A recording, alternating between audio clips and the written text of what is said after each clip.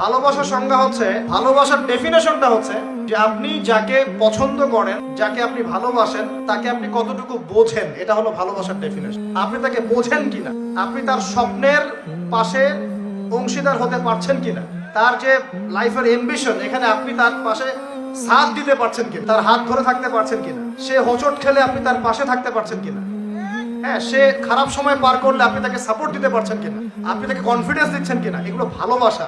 আমরা আমাদের সন্তানদেরকে ভালোবাসি না? সন্তান পড়ে গেলে আমরা হাত ধরে তুলি, ওঠো, কিছু হয়নি, আবার যাও। এটার নাম ভালোবাসা। আর এই যে নোংরা জেনা, হারাম অ্যাফেয়ার্স, এটার মূল জিনিসটা যৌনতা।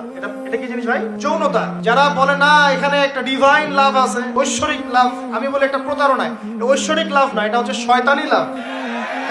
কারণ কি দেখেন, মনে করেন আপনি তাকে খুব ভালোবাসেন, সে আপনাকে অনেক ভালোবাসেন, তাহলে এখন তার সাথে দেখা করেন না, দেখাটা বন্ধ করে দেন, হাত ধরেন না, জড়ায় ধরেন না, শারীরিক সম্পর্ক করেন না, আপনি এখানে তার সাথে পর্দা মেনটেন করেন, দেখেন পারেন কিনা। সে বলবে না আমি রাজি না, মেয়েও রাজি হবে না, ছেলেও রাজি হবে। আর এদিকে তো বিয়ে কঠিন করে ফেলা হয়েছে, এদিকে আবার পর্নোগ্রাফি ছড়ায় দেওয়া হয়েছে। তো সব মিলায় এরা নিজের চরিত্রকে হেফাজত করতে ব্যর্থ হচ্ছে। সলিউশন কি?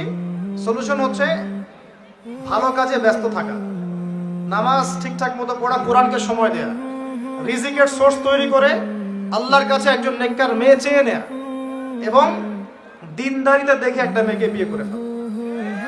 বিয়ে করবেন জাস্ট যখন আপনি কবুল বলবেন আল্লাহ পাকের কালিমাকে সাক্ষী রেখে, আপনি ফিল করবেন যে তখনই আল্লাহর পক্ষ থেকে এই অপরিচিত একটা মানুষের প্রতি আপনার একটা মহব্বত তৈরি হয়ে যাবে। এটাই ভালোবাসা, এটাই ভালোবাসা। আর এটা আল্লাহ রাব্বুল আলামিন সূরা রুমের মধ্যে বলেছেন। সূরা রুমে আল্লাহ বলেছেন ওয়াজআলা বাইনাহুম মাওয়াদ্দাতা ওয়া রাহমা, আমি আল্লাহ তাদের মাঝখানে মহব্বত এবং ভালোবাসা সৃষ্টি করে দিই। আল্লাহু আকবার। আল্লাহ সৃষ্টি করে দেন। আমাদের নানীদেরকে দেখবেন, নানা নাই, দাদা নাই, দাদি নানীদেরকে দেখবেন, বলবেন না আমি আমার স্বামীর ভিটা ছেড়ে কোথাও যাব না, বলে না? তাদের বিয়ে হয়েছিল, দেখা যায় দাদার বয়স ছিল তখন 16 আর দাদির বয়স ছিল তখন